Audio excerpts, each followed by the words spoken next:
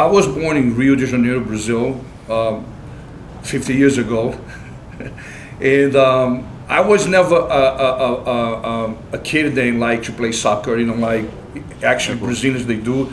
I never played any other sport besides fighting. I was in the judo, jiu-jitsu, wrestling, grappling. Maybe because of my size, maybe because my personality again. I was never in the trouble with fighting, anything like that. I think that I really, and that is one good thing, I use my time to training, and I was never in the party, scene or anything like that. So I believe that if you don't look for it, you're not getting.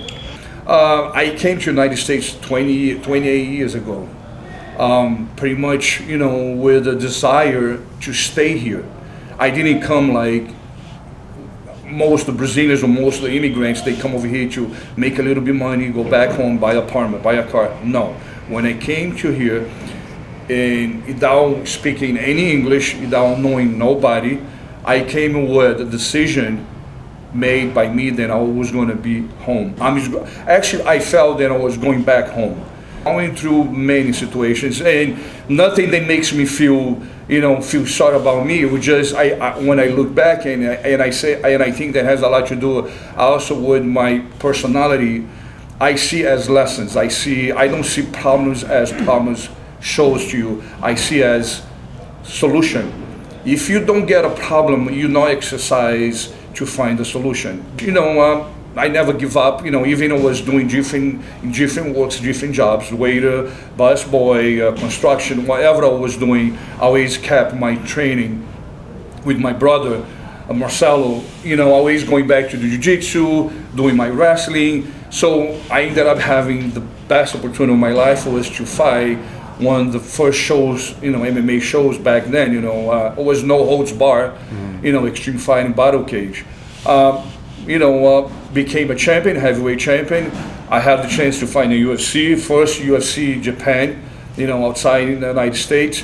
So, and pretty much my life, for I understand, has been, involved in fighting and MMA.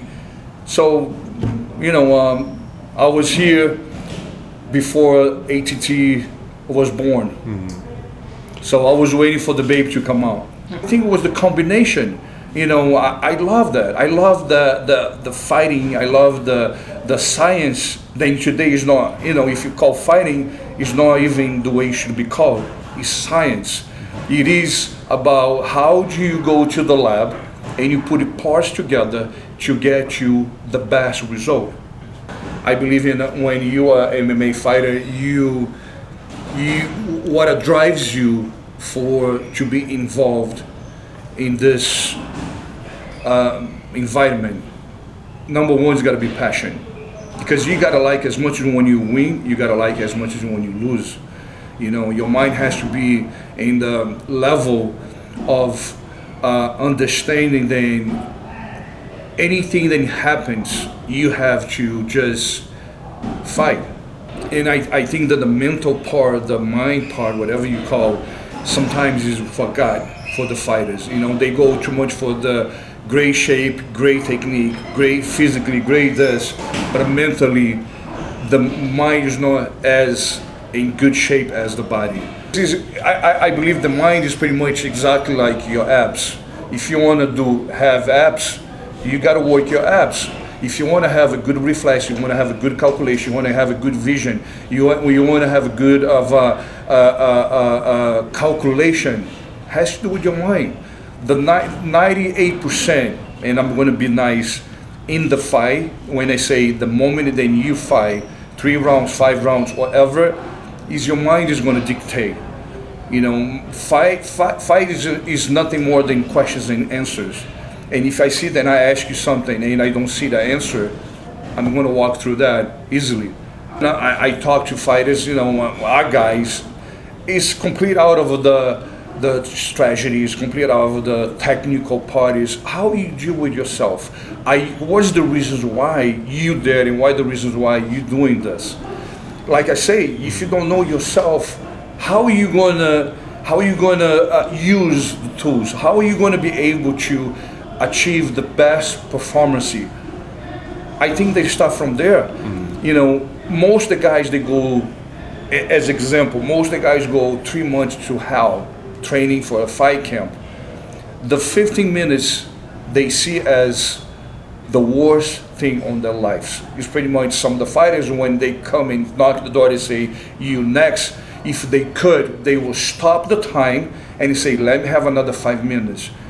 So when you do that, you create a conflict with yourself, against yourself. So pretty much how you can go head to yourself. That's exactly what happens. How you can get a good result when that happens? You're not going to get it. Pretty much it becomes 2 against 1. You and your opponent against you. Because that guy is going to go to the other side.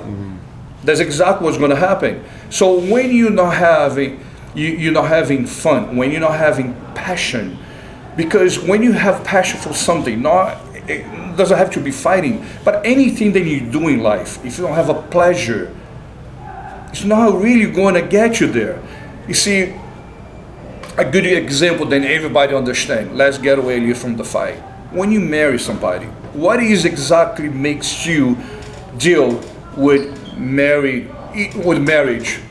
Just for the fact that that person gives you what nobody gives you. You have a feeling from that person that you don't have from anybody.